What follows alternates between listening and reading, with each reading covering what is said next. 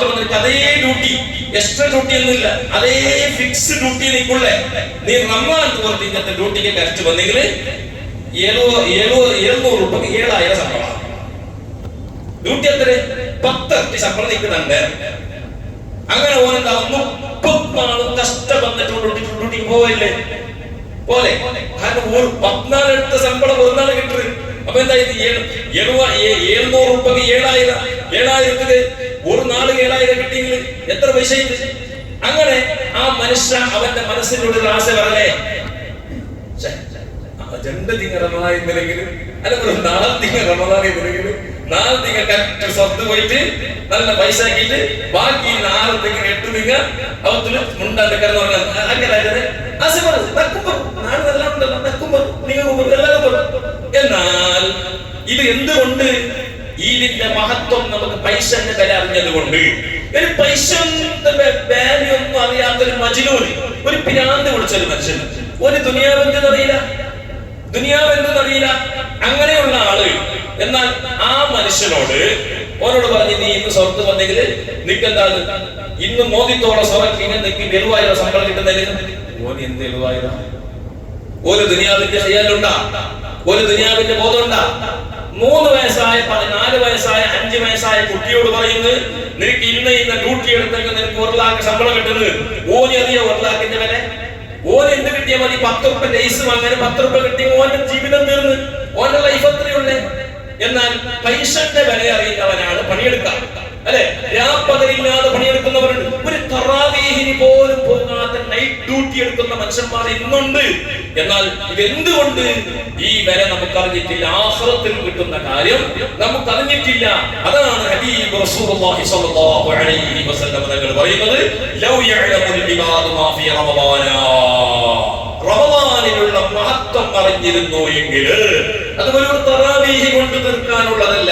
നമുക്കായി പോയിട്ട് റമദാനിൽ എക്സ്ട്രാ എന്ന് പറഞ്ഞിട്ട് എന്തേ ഉള്ളൂ? ഞമ്മൊരു ജാസ്തി എന്ന് പറഞ്ഞിട്ട് ആകെ എന്താക്കില്ല? ഒരു 20 റക്അത്ത് തറാവി. ആ റക്അത്ത് തറാവിയും ഫസ്റ്റ് ടൈം ഫിക്സ് ആക്കിയിട്ട് വരുന്നത് ഞമ്മ, അല്ലെ? ഫസ്റ്റ് ടൈം ഫിക്സ് ആക്കിയിട്ട് വരുന്നത്. ആ തറാവിയെ പോലും ഞാൻ കഴിഞ്ഞ കൊല്ലം സൂചിപ്പിച്ചിട്ടുണ്ട്, എല്ലാ കൊല്ലം പറയാറുണ്ട്. തറാവീഹിനിക്കാണോ മഹത്വം ഇശാ നിസ്കാരത്തിനാണോ? എന്തിനാണ്? ഇശാ നിസ്കാരത്തിന് തന്നെ ഒരു അഭിപ്രായമില്ല, ഏത് മദ്ഹബിലും അഭിപ്രായമില്ല. ഫർദ് നിസ്കാരത്തോളം എത്തുന്ന മഹ്സുന്നത്ത് നിസ്കാരം അത് ഏത് നിസ്കാരവുമില്ല. തറാവീഹിനേക്കാളും റവാത്തിബിന് മഹത്വമുണ്ടെന്ന് പറഞ്ഞ പണ്ഡിതന്മാരുണ്ട്. ഫർദിന് ശേഷമുള്ള മുഅക്കദായ റവാത്തിബ് നിസ്കാരങ്ങളില്ലേ, അതിലേക്ക് തറാവീഹിനേക്കാളും മഹത്വമുണ്ടെന്ന് പറഞ്ഞ പണ്ഡിതന്മാരുണ്ട്. അപ്പൊ നമ്മൾ ഈ മൈനസ് പോയിന്റ് പിടിക്കുന്ന സ്വഭാവക്കാർ നമ്മൾ എന്താക്കും? എന്നാ തൈല നിസ്കരിച്ചാൽ മതിയല്ലോ, തറാവീഹ് വേണ്ടല്ലോ എന്ന് നമ്മൾ ചിന്തിക്കാം. അങ്ങനെയല്ല ചിന്തിക്കേണ്ടത്. എന്തിനാ ഇത് പറയുന്നത്? അത്രത്തോളം തറാവീഹ് എങ്ങനെ തിരുപ്പളർത്തി കൂലി കിട്ടുന്ന കാര്യം. ആ തറാവീഹിനേക്കാളും കൂടുതൽ കൂലി കിട്ടുന്ന റവാത്തിബ് 360 ദിവസവും എന്നോട് സുന്നത്തായി കൽപ്പിച്ചിട്ടുണ്ട്. അത് ഞാൻ എടുക്കണം എന്നാണ് നമ്മൾ ചിന്തിക്കേണ്ടത്. നമ്മുടെ ചിന്ത നേരെ പോകുന്നത് എന്തെങ്കിലും ഉസ്താദ് ഇങ്ങനെ ഇത്തരല്ല തറാവീഹ് പറഞ്ഞ ഇത്തരല്ല ബൊബേറ്റ് അത് നിസ്കരിച്ചാൽ മതിയല്ലോ എന്നല്ല ചിന്തിക്കേണ്ടത്. അത് ഫുഖഹായിക്ക് അഭിപ്രായ വ്യത്യാസമുള്ള കാര്യമാണ്. അപ്പോ റമദാനിന്റെ ഓരോ ദുആകൾക്ക് ഇജാബത്തുണ്ട്, റമദാനിന്റെ ഓരോ മിനിറ്റുകൾക്കും ഫവറുണ്ട്. ആ റമദാനിനെ ഒരാൾ അറിഞ്ഞിരുന്നു എങ്കിൽ അവൻ ഒരു കൊല്ലം മുഴുവനും റമദാനാകാൻ ആഗ്രഹിക്കുമായിരുന്നു. നമുക്ക് അറിഞ്ഞിട്ടില്ല. റിസൾട്ട് കിട്ടുന്നതാണ് ഖബറിലേക്ക് എത്തിയിട്ട് അല്ലാഹു നമ്മളെ ആയുസ് നിലവാക്കി തരട്ടെ. ആ ഖബറിലേക്ക് എത്തിയിട്ട് ഫസ്റ്റ് ഭയങ്കര ഓഫർ. ആ ഓഫർ കാണുമ്പോ ആ ടൈമില് മലക്കിലോട്ട് ആള് കേട്ടത്, ഈ ഖബർ ആള് കേട്ടത്, ഇതെന്ത് ഇത്ര നല്ലൊരു ഗിഫ്റ്റ്, ഇത്ര നല്ലൊരു കൂലി എന്തെങ്കിലും ഉള്ളത്? ആ ടൈമിൽ ചൊല്ലു, ഇത് 2024 ഈ തിങ്കളില് റമദാന തിങ്കൾ 30 നാള് നീ നിസ്കരിച്ച തറാവീഹിന്റെ കൂലി ഇട്ടിരുന്നിട്ട് അതിനെ കൂലി കാണുമ്പോ അവന്റെ മനസ്സിലൊരു ആശ വരും, ഇത്ര വലിയ പ്രതിഫലം ഈ റമദാനിന്റെ തറാവീഹ് ഉണ്ടെങ്കിൽ കൊല്ലം മുഴുവനും ഞാൻ മറ്റുള്ള എന്റെ 60 കൊല്ലത്തിൽ ഞാൻ ആയി പോയിട്ട് തറാവീഹ് പോലെ ഈ കൊല്ലം മാത്രം എന്റെ ബാക്കിയുള്ള 10-45 കൊല്ലത്തിൽ ഞാൻ തറാവീഹ് പോകാൻ വെച്ചില്ലേ, ആ കൂലി കൂടി എനിക്ക് കിട്ടിയിരുന്നെങ്കിൽ എത്ര നന്നായിരുന്നു എന്ന് അവൻ ആഗ്രഹിക്കും. പക്ഷെ അവിടെ ആഗ്രഹിച്ചിട്ട് കാര്യമുണ്ടോ? അവിടെ ആശ്രയിച്ചിട്ട് കാര്യമുണ്ടോ? ഇല്ല. കാരണം സമയം കഴിഞ്ഞു പോയി. അപ്പൊ അതുകൊണ്ട് നമ്മൾ ദുനിയാവിൽ തന്നെ കാര്യങ്ങൾ അറിയണം. വയലുകൾ കേൾക്കാൻ നമ്മൾ ഇരിക്കണം, ഉപദേശങ്ങൾ കേൾക്കാൻ ഇരിക്കണം, ആളുകളിൽ നിന്ന് ഉപദേശങ്ങൾ കേൾക്കണം. ഉറുദി പറയാൻ വേണ്ടി വരുന്ന മുത്തഅല്ലിമീങ്ങൾ ഉണ്ടാവും. ആ മുത്തഅല്ലിമീങ്ങൾ ഉറുദിന്റെ സ്ഥലത്ത് ഫ്രീ ഉണ്ടെങ്കിൽ 5 മിനിറ്റ് ഇരിക്കണം. അതിൽ 2 കൂലിയാണ് നിങ്ങൾക്ക്, 2 പ്രതിഫലമാണ്. എന്ത്? ഒന്ന് ഇൽമു കേട്ട കൂലി, രണ്ടാമത് ആ കുട്ടിയെ ഒരു പ്രസംഗത്തിലേക്ക് പ്രോത്സാഹിപ്പിച്ച കൂലി കൂടി കിട്ടും. കാരണം ചില സമയത്ത് നമ്മളൊക്കെ ഇപ്പൊ ചെറുപ്പകാലത്തൊക്കെ ഉറുദിക്ക് പോയിട്ട് തന്നെയാണ് വളർന്നത്. നമ്മൾ ഈ കുറച്ച് ഇപ്പോൾ സംസാരിക്കാൻ വരുന്നെങ്കിൽ ഉറുദിന്റെ ആ ഫോറന്നെ. പക്ഷെ നമ്മൾ പൈസ മാത്രം ലക്ഷ്യമാക്കി പോയതല്ല, നമുക്ക് ഉറുദി കിട്ടണം. പല സ്ഥലത്തും ഉറുദി കിട്ടും. അപ്പൊ ചില സ്ഥലത്തുണ്ടാവും ആളുകൾ തീരെ ഇരിക്കൂല. അന്ന് നമ്മൾ പഠിച്ചതിനെ പറയാൻ കഴിയില്ല. ആകെ തത്തിപ്പാവും. പാതി തെറ്റി അവിടെ ഇവിടെ കടയൊരിക്കൊടിക്ക് പോയി നിപ്പിച്ചിട്ട് സ്ഥലം പറഞ്ഞ് തിരിഞ്ഞു. ഈ രീതിയിലാണ്. എന്നാൽ ചില സ്ഥലത്ത് നല്ല ആവേശഭരിതരായ ആളുകൾ ഇരിക്കും. എന്നാൽ ആ ഇരിക്കുമ്പോ ഇന്നും നമുക്ക് ചില നാടിനെ ഓർമ്മയുണ്ട്. ഇന്നും നമ്മൾ സ്ഥിരമായി ഉറുദി പോകുന്ന ചില നാട്ടിൽ ഇന്നും ഓർമ്മയുണ്ട്. ആ നാട്ടിൽ ആളുകൾക്ക് ഉറുദിക്ക് പോകും. അപ്പൊ ഞാൻ ഇപ്പൊ ഈ അടുത്തൊരു ചങ്ങായി ഒരു നാട് ഉറുദിക്ക് പോയ നാട്ടിന്റെ ചങ്ങായിനെ കിട്ടി. അപ്പൊ ആ ചങ്ങായി ഭയങ്കര കോണ്ടാക്ടാണ്. ആ ചങ്ങായി ഇടക്കിടക്ക് നമ്മൾ കാണാൻ വേണ്ടി വരും. അപ്പൊ അദ്ദേഹത്തിന് പറഞ്ഞു, ഒരു റമദാന് ഡ്യൂട്ടി ഇല്ലാത്ത റമദാൻ ഉറുദി കണ്ടത് ഞാൻ തമാശ ഡ്യൂട്ടി ഇല്ലാണ്ട് വന്നു അയക്ക് ഒരു ഉറുദിക്ക് നിങ്ങളായിരുന്നു അവന്റെ എന്തെങ്കിലും അത്ര ആളുകൾ ഇരിക്കുന്ന മഹല്ല. അപ്പൊ ആളുകൾ ഇരിക്കുക എന്നുള്ളത് അതൊരു വലിയൊരു കാര്യമാണ്. അപ്പൊ അതുകൊണ്ട് ഇങ്ങനെ ഏതൊന്നിനെയും നമ്മൾ കെയർലെസ് ആയി തള്ളാൻ പാടില്ല. ചില ആളുകൾ വെറുതെ ഇങ്ങനെ ചിലപ്പോ മുസലിം ഇങ്ങനെ ഇടക്കിക്കൊണ്ട് പോകുന്നത്, മുസലിം ഇടക്കിക്കൊണ്ട് അതിൽ ആരെങ്കിലും ഇട്ട പൈസ പറഞ്ഞിട്ടുണ്ടാവും ഓന്റെ അഹങ്കാരത്തിന്റെ പോക്കിന്. നിന്റെ കയ്യിൽ ഇല്ലെങ്കിൽ നീ ഇടണ്ട. പക്ഷെ നീ അതിനെന്താക്കണം, അതിന് ഗൗരവം കൊടുക്കണം. അത് പ്രത്യേകം നമ്മൾ ശ്രദ്ധിക്കേണ്ട വിഷയമാണ്. റമദാൻ നമ്മൾ ഓരോ കാര്യങ്ങളും ഇബാദത്തിനായി അല്ലാഹുവിലേക്ക് അടുക്കണം. എന്നിട്ട് റസൂലുള്ളാഹി സ്വല്ലല്ലാഹു അലൈഹി വസല്ലം പറയുന്നു റമദാന്റെ പ്രത്യേകത സലാസു ദഅവാതിൻ മുസ്തജാബത്തുൻ ദഅവത്തു സ്വാഹിമി വദഅവത്തുൽ മുസാഫിരി വദഅവത്തുൽ മദ്ലൂം. 3 ദുആക്ക് ഇജാബത്തുണ്ട്. 3 ദുആകൾക്ക് ഉത്തരമുണ്ട്. നമ്മൾ ഉത്തരം കിട്ടാൻ വേണ്ടി അല്ലാഹുവോട് ദ്വാരക്കുന്നത് എത്രയോ ദുആ ചെയ്യുന്നു. ചില സമയത്തുള്ള ദുആക്ക് ഉത്തരമില്ല. ചില സമയത്തുള്ള ദുആകൾക്ക് ഇജാബത്ത് ഉണ്ടാവുകയില്ല. ഇജാബത്ത് കിട്ടാത്ത ദുആയാണ്. വുദൂ ഇല്ലാത്ത സമയത്ത് ദുആ ചെയ്താൽ ഇജാബത്തിന് പ്രതീക്ഷ കുറവാണ്. വുദൂ ഇല്ലാത്ത ശുദ്ധി ഇല്ലാത്തവർക്ക് നീ ദുആ ചെയ്താൽ കിട്ടൂലെന്നല്ല, എമർജൻസി കാര്യത്തിൽ കിട്ടൂലെന്നല്ല. പക്ഷേ ദുആഇന്റെ അദബുകൾ പഠിപ്പിക്കുന്നുണ്ട്. ദുആ ചെയ്യണമെങ്കിൽ ഒരുപാട് ആദാബുകളുണ്ട്. എന്തെങ്കിലും പഠിച്ചോനെ എനിക്ക് ഭാര്യ പോയിട്ട് നീ എന്താ എന്നെ യൂസുഫിനെ പോലെയാക്കി, എന്നെ അംബാനിനെ പോലെയാക്കി, ചില പറഞ്ഞിട്ടൊന്നും കാര്യമില്ല. പറയാൻ ചില നിബന്ധനകളുണ്ട്. എങ്ങനെ പറയണം? പ്രത്യേകിച്ചിട്ട് ഫർദ് നിസ്കാരത്തിന് ശേഷമുള്ള ദുആക്ക് ഇജാബത്തുണ്ട്. ഫർദ് നിസ്കാരത്തിന് ശേഷമുള്ള ദുആയേക്കാളും മഹത്വമുള്ള ദുആ വേറെയില്ല. അതിനെയാണ് ചില ആൾക്കാർ ദ്വാരക്കുന്ന വേണ്ടെന്ന് പറഞ്ഞിട്ട് കൊടുക്കുന്നത്. ഓന് കാലാകാലം ഓന് തീരാനോ സങ്കടം, ഓന് സങ്കടം തീരാനില്ല, കോടിക്കണക്കിനുണ്ടാവും. ഓന് ടെൻഷൻ തീരാനില്ല. കാരണം ഓന് ദ്വാരത്തിന് ഓന്റെ ധിക്കാരം കൊണ്ട് ഓനെന്തായി എഴുന്നേറ്റ് പോകാൻ തുടങ്ങി. പള്ളി നാട്ടുകാർക്കും വീട്ടുകാർക്കും കുടുംബക്കാർക്കും ജമാഅത്തുകാർക്കും ദ്വാരക്കുമ്പോ ചില ആൾക്കാർ ഇങ്ങനെ അവന്റെ ധിക്കാരം നമ്മുടെ ഇങ്ങനെ ഇങ്ങനെ വന്നിട്ട് നമ്മളെ നോക്കാനുണ്ട്. ഉസ്താദ് നോക്കണം, ഞാൻ അങ്ങനെ ആക്കിയിട്ട് ഉസ്താദിനെ അറിയണോ? ഓന് ദ്വാരക്കുമ്പോ ആമിയാക്കുന്നില്ല. അത് മാത്രമല്ല ആമിയാക്കാൻ ഓൻ നോക്കല. ഇത് ഞാനിത് നോക്കലേ, ഞാൻ ദ്വാരക്കും ഞാൻ കണ്ണ് ചുറ്റിച്ചെങ്കിൽ ഞാൻ പുറത്തേക്ക് നോക്കലില്ല. ഓ എന്ത് വേണം കണ്ടു ചിലർക്ക് മിമ്പൊക്കെ ദ്വാരക്കുമ്പോ ചില മനുഷ്യന്മാർ ഭയങ്കര ധിക്കാണ്. എന്നിട്ട് പോയി നോക്കുന്നത് എന്നെ കണ്ടാൽ ഉസ്താദിന് തന്നെ കണ്ടേ ഒരു സമാധാനമാണ്.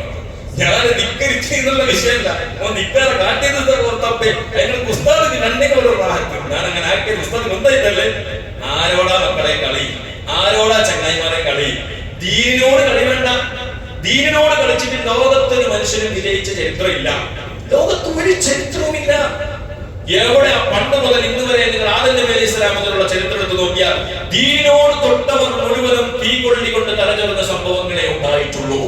അതുകൊണ്ട് പ്രത്യേകം അത്തരം കാര്യങ്ങൾ നമ്മൾ ശ്രദ്ധിക്കണം. ആ ഫർദ് നിസ്കാരത്തിന് ശേഷമുള്ള ദുആക്ക് ഇജാബത്തുണ്ട്. അതുപോലെ തന്നെ ജൗഫുൽ ലൈൽ, രാത്രിയുടെ പകുതിക്ക് ശേഷമുള്ള ദുആ. രാത്രിയുടെ പകുതിക്ക് ശേഷമുള്ള ദുആ എന്ന് പറഞ്ഞാൽ 3 ഭാഗം കഴിഞ്ഞതിന് ശേഷം അല്ലെങ്കിൽ പകുതിക്ക് ശേഷം. ഉദാഹരണത്തിന് നമ്മൾ മഗ്‌രിബോട് കൂടി രാത്രിയായി ഒരു 10-12 മണിക്ക് ശേഷം നമ്മൾ വേഗം വരുന്നതൊക്കെ വേഗം ഒരു 10 മണിക്ക് ഉറങ്ങുന്ന ആളാണെങ്കിൽ ഒരു 12 മണിക്കോ അല്ലെങ്കിൽ സുബഹിന്റെ ഇടയിലുള്ള സമയത്ത് എഴുന്നേറ്റിട്ട് അല്ലാഹുവിനോട് ദുആ ചെയ്താൽ ആ ദുആക്ക് ഇജാബത്തുണ്ട്. പക്ഷെ ദുആക്ക് കുറെ കണ്ടീഷനുകളുണ്ട്. ദുആക്ക് കുറെ ആദാബുകൾ പാലിക്കണം. അതൊന്നും പാലിക്കാതെ ദുആ കിട്ടൂല. ദുആ എനിക്ക് മുമ്പ് എന്തുണ്ടായിരിക്കണം? ആദ്യമായിട്ട് അവന്റെ മനസ്സ് ശുദ്ധിയാകണം. അതുപോലെ സൂഫിയാക്കളൊക്കെ പറയുന്നത് ശുദ്ധി ഉണ്ടാകണമെന്ന് പറഞ്ഞാൽ ഒരു കുളിച്ചിട്ട് ഒതുവാക്കിയിട്ട് വന്നിട്ട് ദ്വാരക്കണമല്ല, മനസ്സ് ശുദ്ധിയാകണമെന്ന് പറഞ്ഞാൽ ആരോടും പകയില്ലാത്ത ക്ലിയർ മനസ്സ്, ഓപ്പൺ മനസ്സ്. നമ്മൾ പറയുന്നത് ഓപ്പൺ മനസ്സ്. ഈ ഓപ്പൺ മനസ്സോട് കൂടെ നമ്മൾ ദ്വാരന്നാൽ ഇജാബത്തുണ്ട്. അതുപോലെ വുദു ഉണ്ടായിരിക്കണം, കിബിലിന്റെ ഭാഗത്തേക്ക് തിരിയണം, രണ്ട് കൈ ഉയർത്തണം. ചില ആൾക്കാരെ കൈ ഇങ്ങനെ നരമ്പ് വീക്കായവര ഇങ്ങനെ ഇരിക്കുന്നത് ഇങ്ങനെ ഒരു അള്ളാനോട് ദ്വാരക്കുമ്പോഴും ഇതൊന്ന് മര്യാദയ്ക്ക് ഇങ്ങനെ പിടിച്ചൂടെ, ഒന്ന് മാന്യമായിട്ട് പിടിച്ചൂടെ. എത്ര വട്ടം പറയുന്നു, ചിലപ്പോ ഇന്നത്തെ പിള്ളമാരെല്ലാം കണ്ടേ കൈ ഇങ്ങനെ പിടിക്കുന്നത്, എന്നിട്ട് ഞാൻ ഇങ്ങനെ നോക്കി ഇങ്ങനെ കുറച്ച് അതിനെ അങ്ങനെയല്ല. അള്ളാഹുവിനോട് ദുആ ചെയ്യുമ്പോൾ രണ്ട് കൈയും ഉയർത്തി അള്ളാഹുവിനോട് ദുആ ചെയ്യണം, ആത്മാർത്ഥമായ ദുആ. അതുപോലെ തന്നെ തലമറക്കണം, ഖിബിലന്റെ ഭാഗത്തേക്ക് തിരിയണം. ഇതെല്ലാം ദുആഇന്റെ ആദാബുകളാണ്. എന്നാൽ ദുആക്ക് ഇജാബത്തുള്ള സമയങ്ങൾ ഒരുപാട് സമയങ്ങളുണ്ട്. ആദ്യമായിട്ട് ഭൂമിയിലേക്ക് ഫസ്റ്റ് മദലല്ലേ, ഫസ്റ്റ് നമ്മളെ മഴക്കാലത്ത്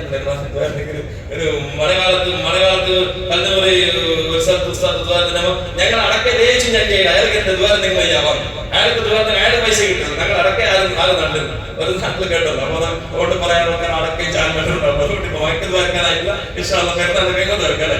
അപ്പൊ എല്ലാ അടക്കയെല്ലാം ഉണങ്ങിയിട്ട് ശരിയാവും. എല്ലാ കൃഷിക്കാർക്കും കാരണം 10 അടക്ക പോയാൽ ഭയങ്കര നഷ്ടമാണ്. ഇപ്പൊ ഭയങ്കര തീ വരെയുള്ള സമയമാണ്. അപ്പോ ആദ്യമായിട്ട് ഭൂമിയിലേക്ക് മഴ വരുന്ന സമയത്ത്, ഇന്നോടെ നമ്മൾ വരുന്നില്ല, മഴ വരുന്ന സമയത്ത് ദുആക്ക് ഭയങ്കര ഇജാബത്താണ്. എല്ലാ മഴ വരുന്ന സമയത്തുണ്ട്. പക്ഷെ ആദ്യത്തെ മഴ വരുമ്പോ ആ മഴ നനഞ്ഞാൽ രോഗശമനം ഉണ്ടാകും. അതുപോലെ ആ സമയത്ത് ദുആ ചെയ്താൽ നമ്മളെന്തോ ഇങ്ങനെ പറയുന്നത്, അപ്പൊ വീഡിയോ ആക്കുന്ന സ്റ്റാറ്റസ് ഇടുന്നത്, മഴ വരുമ്പോ ഫസ്റ്റ് സ്റ്റാറ്റസ് ഇടുന്നത് 4 തുള്ളി വന്നിനെത്ര സ്റ്റാറ്റസ് ഇട്ടിട്ട് ഈ ദുനിയാവിലെത്തി കൊടോജയിൽ ഭയങ്കര കാത്തു പറയുന്നു. വന്നിനെത്ര ആകെ 10 തുള്ളി. അതല്ല, അള്ളാന്റെ റഹ്മത്ത് ഭൂമിയിലേക്ക് ഇറങ്ങാം. ആ സമയത്ത് ദ്വാരക്കണം. കുറച്ചൊരു വേറെ നിങ്ങൾക്ക് ആഹാരത്തിന്റെ കാര്യം വേണ്ടെങ്കിൽ ആഹാരത്തിന്റെ കാര്യം നിങ്ങൾക്ക് ദ്വാരക്കണം. എന്തെല്ലാം ടെൻഷനില്ലേ, രോഗമുണ്ട്, ടെൻഷനുണ്ട്, കച്ചവടത്തിൽ നഷ്ടമുണ്ട്, കടമുണ്ട്. ആ സമയത്തല്ല ഒന്ന് രണ്ട് കൈയൊത്തിട്ട് അള്ളാഹിനോട് ദുആ ചെയ്യണം. ചോനെ എന്റെ റഹ്മത്ത് ഭൂമിയിലേക്ക് ഇറങ്ങുന്ന സമയമാണ്. അതുകൊണ്ട് എന്റെ ദുആ ഇജാബത്ത്, എന്റെ കച്ചവടത്തിൽ ബർക്കത്തുതാ, എന്റെ കൃഷിയിൽ ബർക്കത്തുതാ, എന്റെ കടകൾ വെട്ടിത്താ. ദ്വാരക്കണം.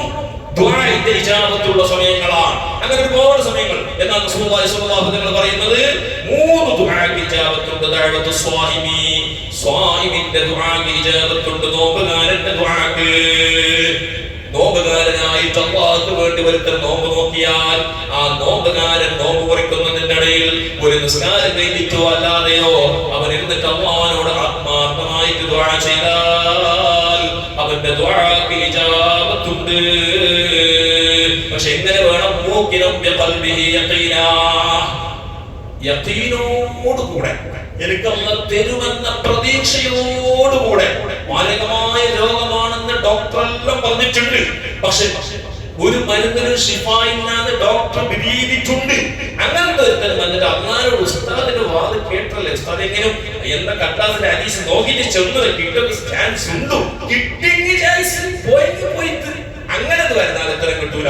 പടച്ച റബ്ബുൽ ഇസ്സത്ത് എനിക്ക് തരാൻ കഴിവുള്ളവനാണ്. രോഗം പടച്ചവൻ മാറി അല്ലാഹ്, ശിഫായിനെ പടച്ചവൻ മാറി അല്ലാഹ്. അല്ലാഹ് എന്ന് പറയാൻ വേറെ ഒന്നും നമുക്ക് ചിന്തിക്കണ്ട. ഒരു നമ്മുടെ തലവേദന വന്ന് തലനമ്പള വന്നിട്ട് അവൻ നമ്മൾ 2 രൂപ കൊടുത്തിട്ട് ഒരു ടാബ്ലറ്റ് എടുത്ത് കുടിക്കുന്നു. നേരത്തെ കുടിക്കുന്നത് തല നൊമ്പള കൂടെ ടാബ്ലറ്റ് പോലെ എടുക്കും. എത്ര കൊടുക്കുന്നത്? ഒരു വിക്സ് തേച്ചിട്ടാണ് ശിഫ എന്നെങ്കിൽ അതിനെ നമുക്കൊരു വാഹിറിന് നമുക്ക് ചെറിയ ഒരു ചാൻസ് കൊണ്ട് കൂടെ തേച്ചപ്പോ ഇവിടെ ആ തലമുറയായിട്ട് ശിഫായിട്ട്. ഇത് തലനമ്പളായിട്ട് ഭയത്തിന് മാത്രം കുറച്ച് എങ്ങനെ കുറടി അവിടെ ആര് ശിഫ? അപ്പൊ മരുന്ന് എന്നുള്ളത് ഒരു സബബ് മാത്രമാണ്. ആ ടാബ്ലറ്റ് എന്നുള്ളത് ഒരു സബബ് മാത്രമാണ്. ശിഫാ ആരാണ്? മാലിക്കുൽ അംറാദ് അല്ലാഹ്, മാലിക്കുൽ ശിഫാ അല്ലാഹ്. ശിഫ നൽകുന്നവനും അല്ലാഹു, രോഗം തരുന്നവനും അല്ലാഹ്. ആ റബ്ബിക്ക് കഴിയൂലേ? എല്ലാ ഡോക്ടർമാരും പറഞ്ഞു നിങ്ങൾക്ക് മാറൂല, എന്നാൽ അല്ലാഹുവിന് കഴിയൂലേ എന്ന് വിചാരിച്ച് യഖീനോട് കൂടെ ദുആ ചെയ്താൽ ഉത്തരവുണ്ട്. അതുകൊണ്ട് റമദാനിന്റെ ഓരോ സമയത്തും അല്ലാഹുവിനോട് ദുആ ചെയ്യണം. ഇനി എല്ലാ സമയത്തും ദുആ ചെയ്യാൻ കഴിഞ്ഞില്ലെങ്കിലും നോമ്പ് തുറയോട് അടുത്ത സമയത്ത് ഒരു ബാങ്കിന് ഞാൻ കഴിഞ്ഞ കൊല്ലം പറഞ്ഞതുപോലെ ബാങ്കിലേക്ക് 10 മിനിറ്റ് ഉണ്ടെങ്കിൽ ഒന്നു ചെയ്തിട്ട് ഭക്ഷണത്തിന്റെ ആ നോമ്പ് തുറക്കുന്ന ഡൈനിങ് ടേബിളിലേക്ക് പോയിരിക്കണോ. എന്നിട്ട് ചിലർക്ക് ഒരു പണിയുണ്ട്, ആണ് ഗ്ലാസ് ഒക്കെ ഈ ഗ്ലാസ്സിനടുത്ത് അപ്പുറം വെക്കുന്ന, അതിനടുത്ത് ഇപ്പുറം വെക്കുന്ന, ഈ നൈലേക്ക് കൂട്ടുന്ന, ഈ കുറച്ച് സമൂസ ജാസിനെ ആപ്ലേറ്റിലേക്ക് ഇടുന്ന, ഇങ്ങനെല്ലാം ആക്കിയിട്ട് ഈ തപ്പത്തിന് ഓതി വെക്കുന്ന, ഡിസൈൻ ആക്കിയിട്ട് വെക്കുന്നത്, അതെന്താ കുറെ ബുദ്ധിമുട്ട് പറയാം. ഈ എന്താക്കുന്ന ഈ സമൂസനെ ഈ നല്ല ഡിസൈൻ ആക്കിയിട്ട് നല്ല ഒരു ഫ്രൂട്ട് ഇട്ടിട്ട് ഈ സൈഡിൽ ദ്രാക്ഷ വെച്ചിട്ട് ഈ മുറിച്ചെല്ലാം ഡിസൈൻ ആക്കിയിട്ട് അതിനെ ഫോട്ടോ എടുത്തിട്ടുണ്ട്. ഇതെല്ലാം നമുക്ക് ആവശ്യമില്ലാത്ത പണിയാണ്. അതൊന്നും ചെയ്യണ്ട. അവിടെ നോമ്പ് തുറക്കാൻ 5 മിനിറ്റേ ഉള്ളൂ. ആ സമയത്ത് ഭക്ഷണത്തിന് മുമ്പിൽ വെച്ചിട്ട് നീ അള്ളാഹിനോട് ദുആ ചെയ്യും. എങ്ങനെ? പടച്ചോനെ, ഞാൻ ഇതുവരെ പട്ടിണി കിടന്നിട്ട് നോമ്പുകാരനായിട്ടുണ്ട്. പക്ഷെ എന്റെ നോമ്പിന് നീ കബൂലാക്കിയില്ലെങ്കിൽ എന്റെ ഈ പട്ടിണി കൊണ്ട് എനിക്കൊരു നേട്ടമില്ല. റബ്ബേ, എന്റെ ദോഷം പുറത്തു തരണേ അല്ലാ.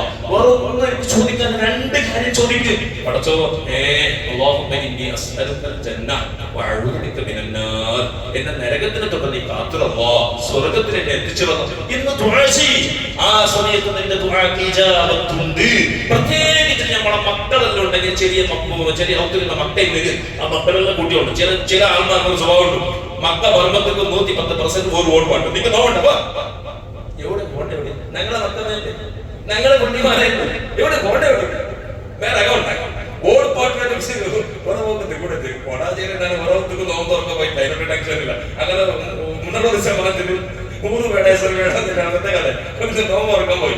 നോമ്പ് തുറക്കാൻ 4 മക്കളുണ്ട്. ഒരു ആചാരം ചെയ്ത് മസുവായി ഡബിൾ ടിപ്പിടിച്ചിട്ട് മക്കളെ ഓട് പാട്ട്. മക്കൾ ഉച്ചക്ക് ഡമ്മില്ല, മക്കൾ അഡ്രസ് ഇല്ല. പോയിട്ട് മൂലൊരു പനി വന്നിട്ട് ചെവര് നോക്കിട്ട് ബാക്കി ഞാൻ പോയിട്ട് നല്ലതാക്കി. ഇയാൾ ഉൾക്കത്ത് പോയിട്ട് നമുക്ക് നല്ല മക്കളെ വെച്ചിട്ട് ഇതിലൊരു സമൂസ കൊടുത്തുകൊണ്ട് മക്കളായിട്ട് അസുറായിട്ട് വന്നപ്പോ അതിലൂടെ ഒരു മനുഷ്യൻ ഉണ്ടായിട്ടല്ലേ. ഇങ്ങനത്തെ കുറെ സ്വഭാവം നമുക്ക് ഇന്നുണ്ട്. ആ ജാഹിലിയത്ത് മാറിയിട്ടില്ല. ആ കരുണ നമുക്ക് വന്നിട്ടില്ല. കാരുണ്യത്തിന്റെ തിങ്ങളം 10 ദിവസമാണ് ഇത്. കരുണ കാണിക്കാത്തവരോട് അല്ല കരുണ കാണിക്കൂല. ഏറ്റവും കൂടുതൽ കരുണ കാണിക്കേണ്ടത് ആരോട്? ചെറിയ കുഞ്ഞുങ്ങളോട്, അതുപോലെ പെണ്ണുങ്ങളോട്, ഭാര്യമാരോട് കരുണ കാണിക്കണം. വീട്ടിലുള്ള ഉമ്മമാരോട് കരുണ കാണിക്കണം. പെണ്ണുമക്കളോട് കരുണ കാണിക്കണം. കാരണം നമ്മളെക്കാളും കൂത്ത് കുറഞ്ഞവരാണ്, നമ്മളെക്കാളും ആരോഗ്യം കുറഞ്ഞവരാണ്, നമ്മളെക്കാളും അത്തരം ഐഡിയയും കെണികളെല്ലാം അറിയാത്തവരാണ് സ്ത്രീകൾ. അവരോട് നിങ്ങൾ കരുണ കാണിക്കണം. കുഞ്ഞുങ്ങളോട് കരുണ കാണിക്കണം.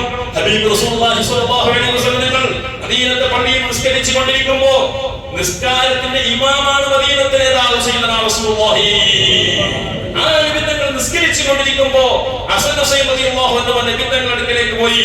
നബിതങ്ങൾ സുജൂദിൽ പോയിട്ടാകുമ്പോ പരപ്പിന് പോയിട്ട് കുത്തിർന്നിട്ട് നബിതങ്ങളെ ചെവി പിടിച്ചിട്ട് നമ്മളാണെങ്കിൽ എന്താവും? നമ്മളെ പോലെയുള്ള പിള്ളേർ പൂർവ്വനാക്കണം നിസ്കരിക്കുമ്പോ ഒന്ന് വന്നിട്ട് മുസല്ലനെ ഇരുന്നെങ്കിൽ സുജൂദ് ചെയ്യാൻ കഴിയില്ല. ആ സമയത്ത് നമ്മൾ നിസ്കാരം കൈവിടണ്ട. 3 അലക്കം മനങ്ങാത്ത രീതിയിൽ കുട്ടികളെ നല്ല ഷെയ്ഡാക്കിട്ട് എന്താക്കണം? സുജൂദിൽ പോകണം. നമ്മൾ 110% കൂടും. റസൂലുള്ളാഹി സ്വല്ലല്ലാഹു അലൈഹി വസല്ലം ഒന്നും ചെയ്തില്ല. ലോകത്തിന്റെ കാരുണ്യത്തിന്റെ നേതാവാണ്.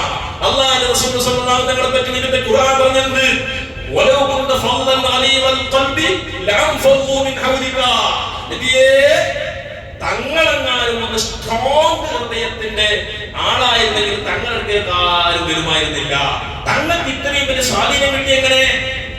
വലിയ വലിയ ശത്രുക്കൾ കൊല്ലാൻ വേണ്ടി വന്ന ആളുകൾ നബിത്തങ്ങളിലേക്ക് അടുത്ത് രക്ഷപ്പെടാൻ പാത പഠിപ്പിച്ചിട്ടല്ല. അല്ലാഹുവിന്റെ റസൂൽ സ്വല്ലല്ലാഹു അലൈഹി വസല്ലം തങ്ങൾ ഒരു ദിവസം കടക്കാൻ വേണ്ടി ഒരു സ്ഥലത്ത് വിജനമായ മരുഭൂമിയിൽ കടന്നുറങ്ങിയിട്ട് നോക്കുമ്പോ നബിത്തങ്ങളുടെ കയ്യിൽ ഒരു വാളുണ്ടായി. ആ വാളെടുത്ത് അങ്ങനെ ദിവസങ്ങൾ എഴുന്നേറ്റ് നോക്കുമ്പോ ഒരു ശത്രുണ്ട് മുമ്പിൽ നിന്നിട്ട്. നബിത്തങ്ങളുടെ വാള് ഇയാളുടെ കയ്യിലുണ്ട്. നബിത്തങ്ങളുടെ നോക്കിനാണ്. അല്ലാഹുവിന്റെ റസൂൽ സ്വല്ലല്ലാഹു അലൈഹി വസല്ലം തങ്ങൾ ആ വാളെടുത്ത ആ ശത്രു നബിത്തങ്ങളോട് ചോദിച്ചു, നിന്നെ ആര് രക്ഷപ്പെടുത്തും മുഹമ്മദേ? നമ്മളെന്ത് പറയും? പ്ലീസ്, നമ്മളെന്താ? പ്ലീസ്, ഞാൻ എന്താ ഇങ്ങനല്ല നമ്മൾ പറയാം. അല്ല, നമ്മൾ അങ്ങനെ പഠിക്കും. നബിത്തങ്ങൾ പറഞ്ഞു അല്ലാഹ് അല്ലാഹ്. ഓനെ കൈകാലി കളിച്ച് ബാല് വീണ്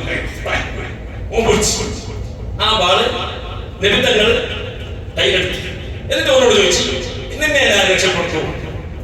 അപ്പൊ തന്നെ ഉത്തരം, നിന്നെ ഞാൻ രക്ഷപ്പെടും. അതേ ബാല് നബിത്തങ്ങളുടെ ബാല് സ്പോട്ട്.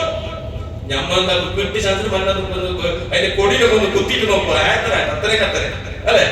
അല്ലാഹുവിന്റെ റസൂലിനോട് ആ മനുഷ്യൻ പറഞ്ഞു, മക്കത്ത് വെച്ച് മദീനയിൽ വെച്ചിട്ട് പാട് കുടിക്കുന്ന ആളുകളുടെ കൂട്ടത്തിൽ ഇത്രയും വലിയ മാന്യനായ കാരുണ്യമുള്ള ഒരാളെ ഞാൻ കണ്ടിട്ടേ ഇല്ല. നിമിത്തങ്ങൾ മനസ്സ് മാറി. ആ മനസ്സിനെ സുഗന്ധനായി വിട്ടു. ചരിത്രം മദീനത്തെ പള്ളിയിലേക്ക് നിമിത്തങ്ങൾ കൊല്ലാമെന്ന ആളെ റസൂലുള്ളാഹി സ്വല്ലല്ലാഹു അലൈഹി വസല്ലം സുമാമ അല്ലാഹുവിന്റെ റസൂലിന്റെ അടുക്കലേക്ക് കൊണ്ടുവന്നു. പിടിച്ചുകൊണ്ട് കള്ളനെന്നാണ് വിചാരിച്ചത്. കള്ളനെന്ന് വിചാരിച്ചത് സ്വഹാബത്തിനെ പിടിച്ചിട്ട് കൊണ്ടുവന്നു. അങ്ങനെ അല്ലാഹുവിന്റെ റസൂലിന്റെ അടുക്കലേക്ക് വന്ന് രാത്രി സമയത്ത് വന്ന ആളാണ്, ഇയാൾ കള്ളനാണ്. അല്ലാഹുവിന്റെ റസൂൽ പറഞ്ഞു, ഇപ്പൊ ഒന്നും തീർമാനം ജഡ്ജ്മെന്റ് കൊടുക്കാനായിട്ടില്ല, ടൈമുണ്ട്, ഇപ്പൊ രാത്രിയല്ലേ, നട്ടപാതിരല്ലേ, ഇപ്പൊ മനുഷ്യന്മാർക്ക് ഉറങ്ങുന്ന സമയല്ലേ, അതുകൊണ്ട് ആ കൊണ്ടുപോയിട്ട് ആ മദീനത്തെ ഒരു കുന്തം കാണിച്ചിട്ട് ഒരു പില്ലർ കാണിച്ചിട്ട് കൊടുത്ത് ആ തൂണിന് പറ്റി കെട്ടിയിടുന്നു. കെട്ടിട്ട് അവിടെ ഓർമ്മകളെ പാട്ടിന് പോകും. അങ്ങനെ സ്വയം നിസ്കാരം കഴിഞ്ഞു. അല്ലാഹുവിന്റെ റസൂൽ സ്വല്ലല്ലാഹു അലൈഹി വസല്ലം സഹാബത്തിനെ വന്നു നോക്കുമ്പോ ആളുകൾ ഉണ്ടാക്കി കൂടിയിട്ടുണ്ട്. കള്ളമന്ദിരല്ലേ, കള്ളമന്ദിരല്ലേ, നാട്ടിൽ അങ്ങനെയല്ലേ, എന്തെങ്കിലും ഒരു പോലീസ് കള്ളമന്ദിരം അന്ന് സ്വദേശിച്ചാലുണ്ടാവും, അങ്ങനെ ആളെല്ലാം കൂടി. അല്ലാഹുവിന്റെ റസൂൽ സ്വല്ലല്ലാഹു അലൈഹി വസല്ലം വിചാരിച്ചു നിമിത്തങ്ങൾ എന്താക്കും, എന്തോ ഇയാൾക്കിപ്പോ ഇയാളെ കട്ടോന്റെ കൈ പിടിക്കണ്ടേ, അങ്ങനെ വിചാരിച്ചു. അല്ലാഹുവിന്റെ റസൂൽ സ്വല്ലല്ലാഹു അലൈഹി വസല്ലം സുമാമാന്റെ അടുക്കലേക്ക് പോയിട്ട് സന്തോഷല്ലേ, ചോദിച്ചില്ല, ക്ഷീണുണ്ടാ എല്ലാം ചോദിച്ചു.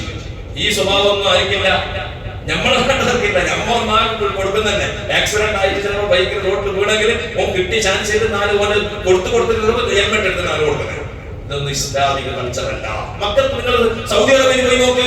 സൗദിയിൽ പോയി ആക്സിഡന്റ് ആയി റോഡിൽ കൂടുന്ന മനുഷ്യനെ പോലീസുകാർ വന്ന് അസ്സലാമു അലൈക്കും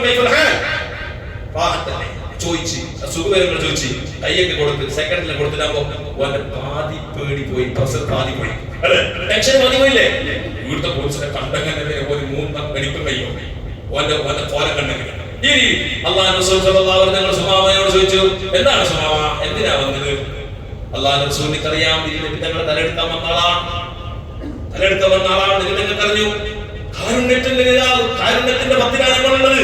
അല്ലാഹുവിന്റെ റസൂൽ പറഞ്ഞു, ഇടപെട്, സഹായത്തിന് പറഞ്ഞ് ഭക്ഷണം കൊടു, വെള്ളം കൊടു, ഡ്രസ്സ് കൊടു. ചിലപ്പോ കുറെ ദൂരം എടുത്ത് വന്നാളല്ലേ, ഉടുതുണിക്ക് മറുതുണിയില്ലല്ലോ, ഒറ്റ ഡ്രസ്സിൽ വന്നല്ലേ, ഡ്രസ്സ് ചെയ്യാൻ ഡ്രസ്സ് നിന്ന് കൊണ്ടുപോകുന്നത്. അങ്ങനെ ഒരു നാളായി. 2ാമത്തെ നാളും നിമിത്തങ്ങൾ അയാളെ സന്ദർശിച്ചു. ഇതാണ് നമ്മുടെ നേതാവ്. ആ നേതാവിന് നമ്മൾ പാഠം പഠിക്കണം. ഇത് നമ്മുടെ സ്വഭാവത്തിലേക്ക് അതിന്റെ ഒരു 100 വർഷം നമുക്ക് വരണം. 2ാമത്തെ ദിവസം പോയി വെള്ളം കൊടുക്കാൻ പറഞ്ഞു, ഭക്ഷണം കൊടുക്കാൻ പറഞ്ഞു. 3 ദിവസം തന്നെ ചെയ്തു. 3ാമത്തെ ദിവസം അല്ലാഹുവിന്റെ റസൂൽ സ്വല്ലല്ലാഹു അലൈഹി വസല്ലം തങ്ങൾ സ്വഹാബത്തിനോട് പറഞ്ഞു, നമുക്ക് ഇയാളെ ശിക്ഷിക്കേണ്ട ആവശ്യമില്ല. സ്വഹാബത്ത് അത്ഭുതപ്പെട്ട് അന്തപ്പെട്ട് നിൽക്കണം. കള്ളനെന്ന് പറഞ്ഞിട്ട് കൊള്ളക്കാരനായിട്ട് വന്ന സ്വഹാബത്ത് ഇയാളെ ശിക്ഷിക്കുമെന്ന് പ്രതീക്ഷയോട് കാത്തുനിന്ന സുമാമനെ റസൂലുള്ളാഹി തങ്ങൾ പറയുന്നത് ഇയാളെ വിട്ടേക്ക് പോയി തൊട്ടപ്പുറത്ത് വെള്ളമുള്ള സ്ഥലത്തേക്ക് പോയി വെള്ളം അയാൾ കുളിച്ച് ഫ്രഷായി നേരെ വന്നു. അല്ലാഹുവിന്റെ റസൂലിന്റെ അടുക്കലേക്ക് വന്നിട്ട് അശ്ഹദു അല്ലാ ഇലാഹ ഇല്ലല്ലാഹ് വഅശ്ഹദു അന്നക റസൂലുള്ളാഹ് ഹൃദയത്തിൽ പറഞ്ഞു. സ്വഹാബത്ത് അത്ഭുതപ്പെട്ടു. അല്ലാഹുവിന്റെ റസൂൽ ചോദിച്ചു, സുമാമ, എങ്ങനെ നിനക്ക് മനസ്സ് മാറി? വാളുകൊണ്ടാണോ, യുദ്ധം കൊണ്ടാണോ, അടിപിടി കൊണ്ടാണോ, ഭീഷണി കൊണ്ടാണോ? നബിതങ്ങൾക്ക് വേണമെങ്കിൽ പറയാം, ഇപ്പൊ ഇസ്ലാമിലേക്ക് വരണം, ബാത്തിലേക്ക് നിന്ന് തലവെട്ടും എന്ന് നബിതങ്ങൾക്ക് പറയാം. ശാന്തമായ നിമിത്തങ്ങളെ പെരുമാറ്റം കൊണ്ടേ ലോകം ഇസ്ലാമിക ലോകത്തുണ്ടായിട്ടുള്ളൂ. ഇസ്ലാം വാളുകൊണ്ട് നിർമ്മിച്ച മതമാണെന്ന് പറയുന്ന ആളുകൾക്ക് നമ്മളിൽ ഉത്തരവില്ലാത്തത് കൊണ്ടാണ് നമ്മൾ കുടുങ്ങി പോകുന്നത്. അല്ലാഹുവിന്റെ റസൂൽ സുമാമയോട് ചോദിച്ചു, എങ്ങനെ നിനക്കുണ്ട മാറ്റമുണ്ടായി? അല്ലാഹുവിന്റെ റസൂലിനോട് സുമാമ പറഞ്ഞൊരു വാക്കുണ്ട്, ഹദീസിന്റെ കിതാബുകളിലുള്ളതാണ്. നബിയേ മുഹമ്മദേ, ഞാൻ ഈ നാട്ടിലേക്ക് വരുമ്പോ എനിക്ക് മക്കയിൽ വെച്ചിട്ട് ഏറ്റവും വെറുപ്പുള്ള ഒരു മുഖം, ഒരു പേര്, അത് മുഹമ്മദ് ആയിരുന്നു എങ്കിൽ ഇന്ന് എന്റെ ഹൃദയത്തിൽ എന്റെ ഉപ്പയേക്കാൾ, എന്റെ ഉമ്മയേക്കാൾ, എന്റെ ഭാര്യയേക്കാൾ, എന്റെ മക്കളേക്കാൾ ജീവിതത്തിൽ ഏറ്റവും കൂടുതൽ എനിക്ക് സ്നേഹമുള്ള, എനിക്ക് ഇഷ്ടമുള്ള ഒരു പേര്, അത് മുഹമ്മദ് മുസ്തഫ സ്വല്ലല്ലാഹു അലൈഹി വസല്ലം. എങ്ങനെയുണ്ടായി? നബിതങ്ങളെ കാരുണ്യം കൊണ്ടുള്ള സ്വഭാവം, നബിതങ്ങളെ കൃപ കൊണ്ടുള്ള സ്വഭാവം. അതുകൊണ്ട് ഏതൊരു കാര്യത്തെയും കാരുണ്യം കൊണ്ട് നേരിടാൻ കഴിയണം. മക്കളോട് കരുണ കാണിക്കണം, വീട്ടിലുള്ളവരോട് കരുണ കാണിക്കണം. ഇർഹമു മൻ ഫിൽ അർളി സയർഹമുകും മൻ ഫിസ് സമാഇ. റോഡിൽ പോകുമ്പോ നീ നിന്റെ വീട്ടിൽ നമ്മൾ തെങ്ങിലേക്കൊക്കെ തണ്ണി നടത്തുന്ന തണ്ണി വിടുന്ന സ്വഭാവമില്ലേ? ഒത്തിരി ചെടിക്കല്ല തണ്ണി വിടുന്ന സ്വഭാവമില്ലേ? ഇല്ലെങ്കിൽ വേണം തുടങ്ങണം. നമ്മൾ തന്നെയുള്ള പണിക്കാരുണ്ടെങ്കിലും ഇടക്കിടക്ക് നമ്മളെ കൈകൊണ്ട് ചെയ്യണം. ഇബാദത്താണ്. അങ്ങനെ ഒരു തെങ്ങിന് വെള്ളടിക്കുന്ന സമയത്ത് അപ്പുറത്ത് നമുക്ക് ഉപകാരമില്ലാത്തൊരു ചെടി പാടി ചാവാൻ പോവുകയാണ്. നമുക്ക് ഈ കൊണ്ട് എന്തും കിട്ടില്ല. തെങ്ങിലാണെങ്കിലും ഒരു തേങ്ങ ഇട്ട് കൈകൊള്ള പേടിക്കും. അത് വെച്ചിട്ടാണ് നമ്മളെ വെള്ളടിക്കാം. ഒരു കൗങ്ങ് ചത്തുപോയ എത്ര വിചാരമുണ്ട് അല്ലെ? ഒരു കൊല്ലത്തിന് ഒരു കൗങ്ങിൽ 5 കിലോ അടുത്ത് കിട്ടിയാൽ ഇപ്പൊ പൈസ പോകാതെ അത് വെച്ചിട്ടാണ് നമ്മൾ. അങ്ങനെ ഒരു ഉപകാരമില്ലാത്തൊരു ചെടി, ഒരു തൈ അവിടെ ചാവുകയായിരുന്നു. ആ ടൈമില് നീ അതിക്കൊരു പാട്ട തണ്ണി എടുത്തിട്ട് അതിന് വിധിക്ക് നിനക്ക് സ്വതക്കന്റെ കൂലി എന്ന് പഠിപ്പിച്ചൊരു മതമുണ്ടോ? ഇസ്ലാം മാത്രമാണ്. ഇത് കാരുണ്യത്തിന്റെ നേതാവ് പഠിപ്പിച്ചതാണ്. അല്ലാഹുവിന്റെ റസൂലിനോട് ഒരാൾ വന്നിട്ട് റസൂലുള്ളാഹി തങ്ങൾ പറഞ്ഞു, നബിയേ, ഞാൻ ഈത്തപ്പഴം നട്ടിട്ടുണ്ട്, ഒരു മരം, ഒന്നും എനിക്ക് കിട്ടുന്നില്ല. ഈ സ്റ്റോറി എന്റെ ഉപ്പനോട് ഞാൻ പറഞ്ഞു. കാരണം തെങ്ങിനൊന്നാകെ കുരങ്ങിന്റെ ശല്യം, തെങ്ങിനൊന്നാകെ കുരങ്ങിന്റെ ശല്യം. ആ കുരങ്ങ് കൊണ്ട് ഒരു പൊട്ടം കിട്ടുന്നില്ല, തേങ്ങ കിട്ടുന്നില്ല. അപ്പൊ ഞാൻ പറഞ്ഞു, ഏതായാലും നമുക്ക് അതിന്റെ പേരിൽ പേച്ചാട്ടാക്കിയിട്ട് എന്ത് കാര്യമില്ല, അതിനോട് കുരങ്ങിനോട് പോരാട്ടാക്കിയിട്ട് ഒരു കാര്യമില്ല. അതുകൊണ്ട് നിങ്ങൾ അതിനെ സ്വതക്കാന്ന് വിചാരിച്ചോളി, കൂലി കിട്ടും. സ്വതക്കാന്ന് വിചാരിച്ചു, കൈനത്തിന് ഓടിക്കാൻ നോക്കി. പിന്നെ ഒരു തെങ്ങുന്ന തേങ്ങ എടുത്തോണ്ട് പോയി, എനിക്ക് സ്വതക്കന്റെ കൂലി. അല്ലാഹുവിന്റെ റസൂലിനോട് പറഞ്ഞു, നബിയെ, എന്റെ ഈന്തപ്പഴ മരത്തിൽ നിന്ന് എനിക്കൊന്നും കിട്ടുന്നില്ല. ഞാനതിനെ കയറുന്ന വള്ളോടുന്നല്ല, അതിനെ മുന്നിൽ പോറ്റി വളർത്തുന്നുണ്ട്. കുറെ കള്ളന്മാരെ കട്ടിട്ട് കൊണ്ടുവന്ന് കുറെ പക്ഷികളെ വന്നിട്ട് കൊണ്ടുപോകുന്നു.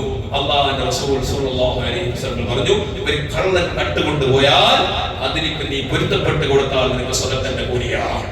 ഒരു പക്ഷിയെ തിന്നാൽ, പച്ചയായ കരളുള്ള ഒരു ജീവി നിന്റെ ചെടിയിൽ നിന്ന് ഒരു മാങ്ങ തിന്നാൽ നിനക്കത് സ്വതക്കന്റെ കൂലിയാണെന്ന് സയ്യിദുനാ മുഹമ്മദ് റസൂലുള്ളാഹി. അബൂ ഹനീഫ റളിയല്ലാഹു തആല അൻഹു കൂഫയുടെ പള്ളിയിൽ ഇരിക്കുന്നു. അബൂ ഹനീഫ തങ്ങളെ ചെറുപ്പ് കാണാതെ നമുക്ക് എടുത്താളിറങ്ങി. ഇപ്പൊ ചെറുപ്പ് കുറെ ചെറുപ്പല്ലേ മിക്സ് ആയിട്ട് മതി. ചെറുപ്പ് കക്കെന്ന് പറയില്ല. പണ്ട് ചെറുപ്പ് വെക്കാനായിട്ട് തന്നെ വരുന്ന ടീം ഉണ്ടായി. പള്ളിക്ക് വരുന്നതിന് ചെറുപ്പ് ഉണ്ടാകും. അപ്പൊ പള്ളിക്ക് പൊതുവാക്കാൻ പോകുമ്പോൾ സ്കെച്ച് ഇട്ടിട്ട് പോകുന്നത് ഇത് ഏത് ചെറുപ്പ് കൊണ്ടാണോ അങ്ങനെ പോയി ഒന്നാം സ്ഥലം വേണ്ടി ചെറുപ്പിട്ട് പോകും. അപ്പൊ ഇപ്പൊ ഞങ്ങളുടെ ചെറുപ്പ് കാണാതെ അങ്ങനെ ആളുകൾ പറഞ്ഞത് അവനായിക്കൊണ്ട് പോയത്. അപ്പൊ ഇപ്പൊ പിന്നോട് കൂടി ആളുകൾ വിചാരിച്ചു, മഹാനൊരു ചെറുപ്പ്, പഴയ ചെറുപ്പിനെ കട്ടോണ്ട് പോയി വേക്കുന്നതിന് പോലെ. അപ്പൊ ഇയാളെ കിട്ടുന്നില്ല. ആ സമയത്ത് പറഞ്ഞ നിനക്ക് ചെറുപ്പ് വേണ്ട, നിനക്ക് ഞാൻ പൊരുത്തപ്പെട്ടിരിക്കുന്നു അറിയിക്കാൻ വേണ്ടി ഞാൻ വന്നതാ. നിനക്ക് ഞാൻ മാഫാക്കി നിനക്കത് അതിയാക്കി ഞാൻ ചൊല്ലാൻ വേണ്ടിയിട്ടാണ് ഞാൻ വന്നത്. എന്തിന്? അബൂ ഹനീഫ റളിയല്ലാഹു അൻഹു പറഞ്ഞു, സ്വതക്കന്റെ കൂലി കിട്ടണം. അവന്റെ കുറ്റത്തിലായി പോകരുത്. കാരണം 8 ചെറുപ്പത്തിട്ട് ഓന് ഞാൻ പൊരുത്തപ്പെട്ട് ഓന് കിട്ടല്ലേ, ഓൻ അതുകൊണ്ട് ശിക്ഷ കിട്ടൂലേ. അതുകൊണ്ട് അത് വേണ്ടാന്ന് വിചാരിച്ചിട്ട് അദ്ദേഹത്തിന് പൊരുത്തപ്പെടാൻ വേണ്ടി ബാക്കിൽ ഓടിയ മഹാനാണ് സയ്യിദുനാ അബൂ ഹനീഫത്തുൽ ഖൂഫി റളിയല്ലാഹു അൻഹു. ചരിത്രം കണ്ട മഹാന്മാരാണ്. അതുകൊണ്ട് നമ്മൾ കരുണ എല്ലാവരോടും കാണിക്കണം. റോഡിൽ പോകുന്നവരോട് കരുണ കാണിക്കണം. എല്ലാ ജീവികളോടും കരുണ കാണിക്കണം.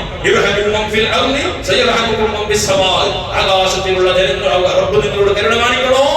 അല്ലാഹ് ഭൂമിയിലുള്ള സൃഷ്ടികളോട് നിങ്ങളോട് കരുണ കാണിക്കണം. അപ്പോ ദുആ ഇജാബത്തുള്ളത് ഒന്നാമത്തത്. രണ്ടാമത്തത് ദഅവത്തുൽ മുസാഫിരി, യാത്രക്കാരന്റെ ദുആ ഇജാബത്തുണ്ട്.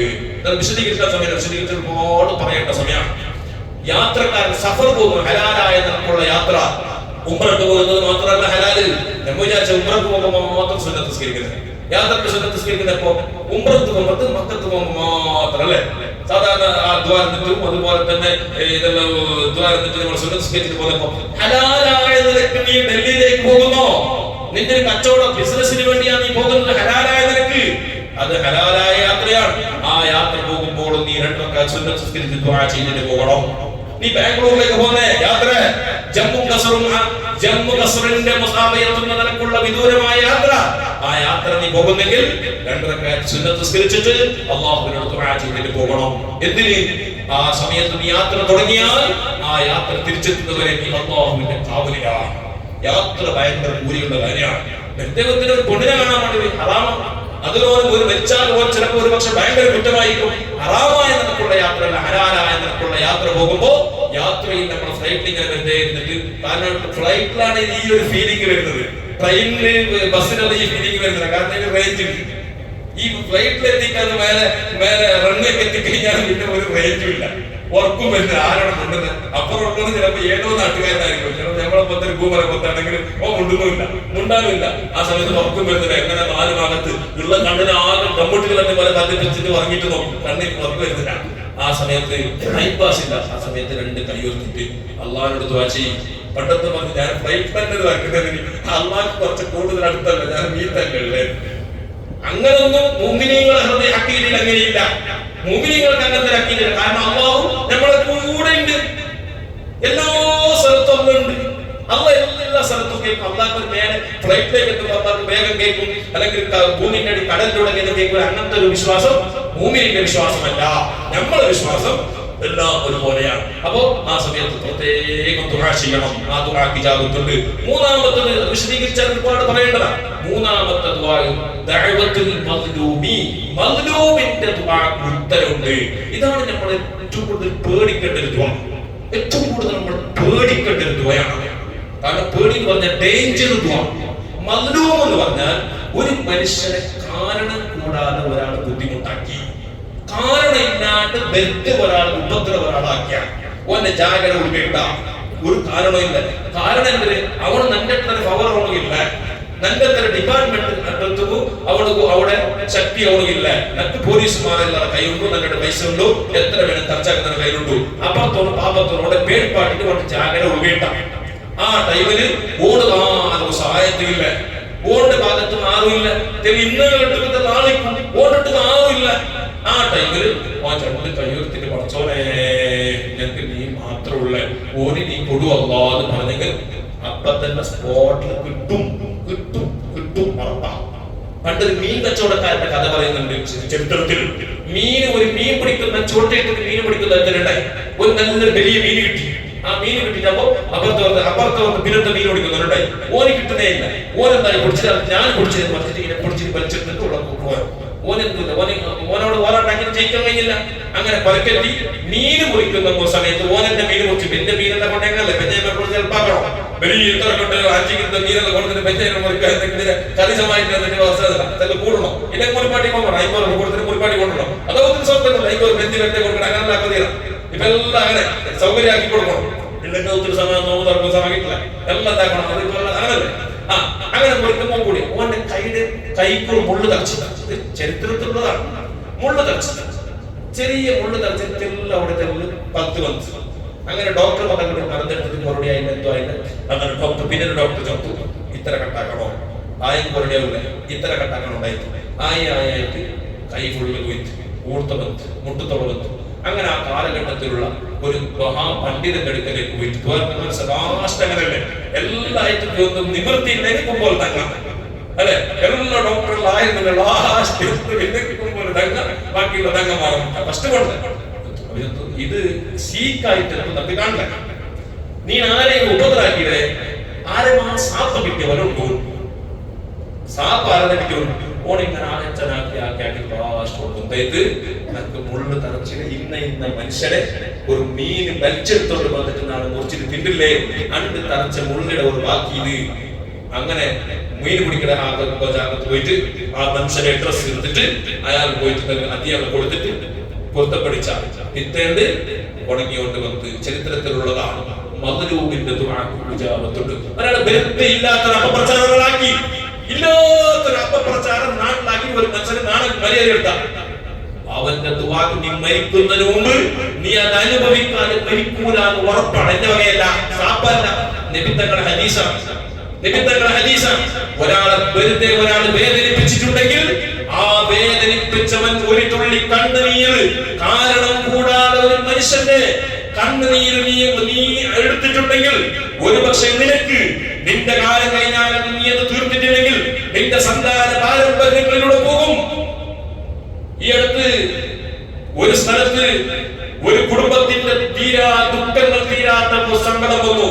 അങ്ങനെ പല പ്രശ്നത്തിന് പരിഹാരമായി അവസാനം ആ നാട്ടിലുള്ള എല്ലാവരും പറഞ്ഞു, നിങ്ങൾ 3 തലമുറക്ക് 2 or 3 തലമുറക്കപ്പുറം ഒരാള് നിങ്ങളുടെ തലമുറയിൽപ്പെട്ട ഒരാള് ഇന്ന ഒരു ബുദ്ധിമുട്ടാക്കിയിട്ടുണ്ട് ഒരു വ്യക്തിക്ക്, ഒരു കുടുംബത്തിന്. അവരോട് പോയിട്ട് ക്ഷമ ചോദിച്ചിട്ട് ആ ഇടപാട് കൊടുത്തിട്ട് തീർത്തെങ്കിൽ നിങ്ങൾ പ്രശ്നം തീരും.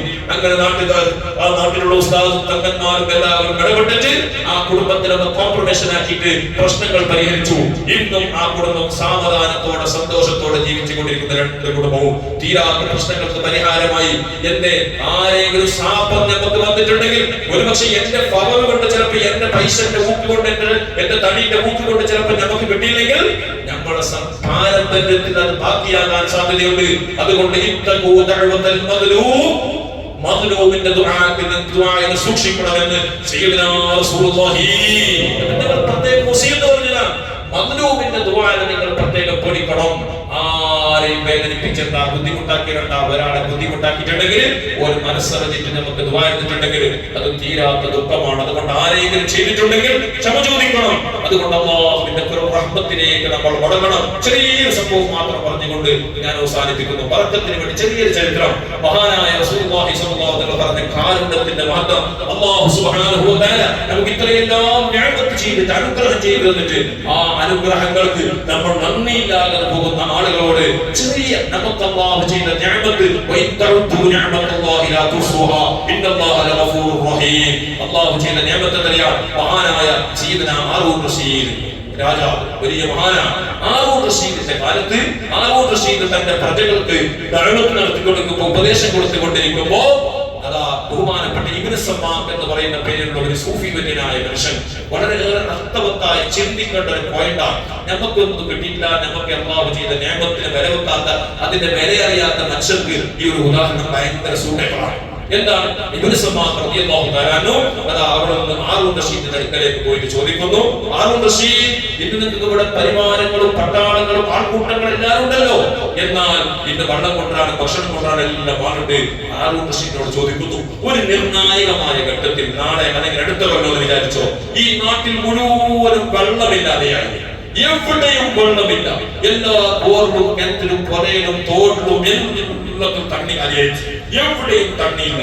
അങ്ങനെ അരമണിക്കൂർ കഴിഞ്ഞാൽ നിങ്ങൾ മരിക്കുമെന്ന ഘട്ടത്തിലേക്ക് എത്തി. വരാനോ അല്ലാഹു എത്താതിരിക്കട്ടെ. ചിന്തിച്ചു നോക്ക്, നിങ്ങൾ എല്ലാ സ്ഥലത്തും വെള്ളം അല്ലാഹു സുബ്ഹാനഹു വ തആല എല്ലാ കിണറിന്റെ തോടിന്റെ ബോറിന്റെ വെള്ളത്തിന് ഒരുന്ന പിടിച്ചു വെച്ചിട്ടുണ്ടാവും, ഒരുന്ന പിടിച്ചു വെച്ചിട്ടുണ്ടാവും. ജീവിക്കാൻ കഴിയോ? കഴിയൂല. അങ്ങനെ ആരോട് ചോദിക്കുന്നു, അങ്ങനെ വെള്ളമില്ലാതെ നിങ്ങൾ ജീവൻ മരണ പോരാട്ടത്തിലാണ്. ആ സമയത്ത് ആരോ വന്നിട്ട് പറഞ്ഞു, ഇന്ന സ്ഥലത്ത് ഒരു കുഗ്രാമത്തിൽ വെച്ചിട്ട് ഒരാളെ കയ്യിൽ ഒരു ലോട്ട തണ്ണി ഉണ്ടു, ഒരു ഗ്ലാസ് ഒരു ബോട്ടിൽ തണ്ണി, ആ ബോട്ടിൽ തണ്ണി ഉണ്ടു, അയാളെ കൊണ്ടുവന്നിട്ട് ആ തണ്ണി കുടിച്ചാൽ നിങ്ങൾ ജീവിക്കുമെന്ന് പറഞ്ഞു. അങ്ങനെ അയാളെ കൊണ്ടുവന്നു. അയാൾ ആകെ നാട്ടുകാരുടെ ആകെയുള്ള വെള്ളം ഒരു ബോട്ടിൽ തണ്ണി. രാജാവ് ചോദിച്ചു, ഈ വെള്ളം എനിക്ക് തരുമോ? വെള്ളം തരാം, പ്രശ്നമൊന്നുമില്ല, പക്ഷെ എനിക്ക് മരിക്കാതിരിക്കാൻ വേണ്ടി ഞാൻ സൂക്ഷിച്ചു വെച്ച വെള്ളമാണ്, എന്നാൽ രാജാവിന് ഞാൻ തരാം, പക്ഷെ ഒരു കണ്ടീഷൻ. ഹാറൂൻ റഷീദ്, നിങ്ങൾ ഈ രാജ്യത്തിന്റെ വലിയ ഖലീഫയാണ്, ഭരണാധികാരിയാണ്, നിങ്ങൾ ഭരിക്കുന്ന രാജ്യത്തിന്റെ നേരെ പകുതി എനിക്ക് തരണം. എന്റെ പകുതി, അതായത് ഇന്ത്യയെ നേരെ പാതിയാക്കിയിട്ട് പാതിന്റെ പ്രധാനമന്ത്രി ഞാനും പാതിന്റെ ഹാറൂൻ റഷീദ് എന്ന് പറയുന്ന പോലെ ഈ രാജ്യത്തിന്റെ നേരെ 50-50 ആക്കിയിട്ട് 50 അധികാരങ്ങൾക്ക് ബാക്കി നിങ്ങൾ തരുവോ?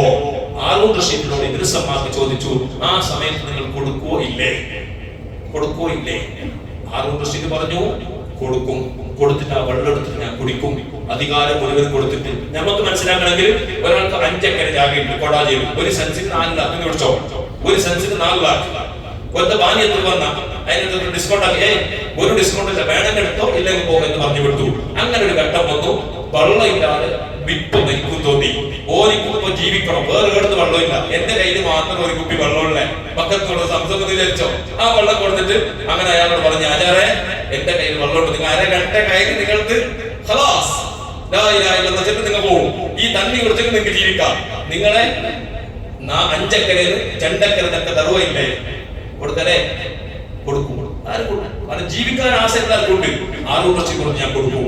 അങ്ങനെ വീണ്ടും ചോദിക്കുന്നു ആ മനുഷ്യൻ. അങ്ങനെ ശരി, അങ്ങനെ ആ വെള്ളം നിങ്ങൾ കുടിച്ചു, പാതി അധികാരം അയാൾ കൊടുത്തു, നിങ്ങൾ ജീവിക്കുന്നു. അരമണിക്കൂർ കഴിഞ്ഞു, 1 മണിക്കൂർ കഴിഞ്ഞു, 2 മണിക്കൂർ കഴിഞ്ഞു. നിങ്ങൾ ആ കുടിച്ച വെള്ളം കൊണ്ട് നിങ്ങളുടെ വയറ്റിലൂടെ നിങ്ങൾ മൂത്രം ഇങ്ങനെ കെട്ടിരുന്നു. അങ്ങനെ മൂത്രിക്കാൻ വേണ്ടി ടോയ്ലറ്റിൽ പോയിട്ട് മൂത്രിക്കാൻ വേണ്ടി ഇരുന്ന് നോക്കി, മൂത്രം പുറത്തു വരുന്നില്ല.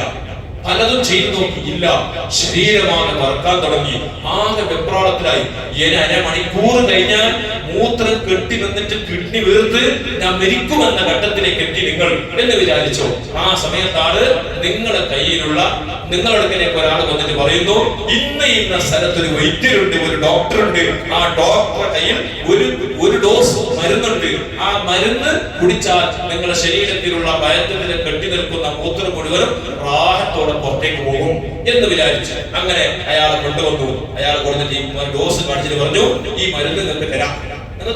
പക്ഷെ എന്ത് വേണം? നിങ്ങളുടെ അധികാരം പകുതി അയാൾക്ക് കൊടുത്തില്ലേ, ഇനി പകുതി നിങ്ങളുണ്ട്, പകുതി നിങ്ങളുടെ കയ്യിലുണ്ടല്ലോ, അത് എനിക്ക് തന്നിട്ട് നിങ്ങൾ എന്റെ ഫഖീറായിട്ട് എന്റെ കൂടെ ജീവിക്കോ? ആ ജീവിക്കുകയാണെങ്കിൽ ഒരു ഡോസ് മരുന്ന് നിങ്ങൾക്ക് തരാം. ആ സമയത്ത് ഹാറൂൻ റഷീദോട് ചോദിക്കുന്നു, കൊടുക്കോ ഇല്ലേ? മഹാനായ ഹാറൂൻ റഷീദ് പറഞ്ഞു, അത് കൊടുത്ത് ആ മരുന്ന് വാങ്ങി ഞാൻ എന്റെ ആരോഗ്യ സംരക്ഷണം നടത്തും. ആ സമയത്താണ് ഇബ്നു സമ്മാഖ് റളിയല്ലാഹു തആല എന്ന് പറയുന്നു, എന്നാൽ ഹാറൂൻ റഷീദ് ഹൃദയത്തിൽ ഒന്ന് കൈവച്ച് ആലോചിച്ചു നോക്ക്, നിന്റെ റബ്ബ് ഇതുവരെ എനിക്ക് കുടിക്കാൻ തന്ന വെള്ളത്തിന്റെ കണക്കെത്രേ? നീ കുടിച്ച വെള്ളത്തിന്റെ തൂക്ക് ലിറ്ററിന്റെ കണക്കെത്രേ?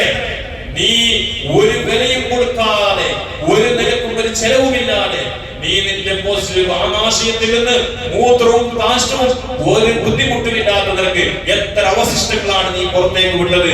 ഒരു ഗുഫ്രാനക പോലും പറയാതെ, അല്ലാഹുമ്മ ഇന്നി അഊദു ബിക മിനൽ ഖുബുസി വൽ ഖബായിസ് പോലും പറയാതെ നീ അല്ലാഹുവിനെ ധിക്കരിച്ചിട്ടാണ് നീ ഇത്ര കാലം ജീവിച്ചത്. ഒരു തുള്ളി മരുന്ന് വെള്ളത്തിന്റെ വില നിനക്കിപ്പോൾ അറിഞ്ഞെങ്കിൽ ഈ കുടിച്ച വെള്ളത്തിൽ നീ അല്ലാഹുവിന് നന്ദി പറഞ്ഞിട്ടുണ്ടോ? നീ നന്ദി കാണിച്ചിട്ടുണ്ടോ?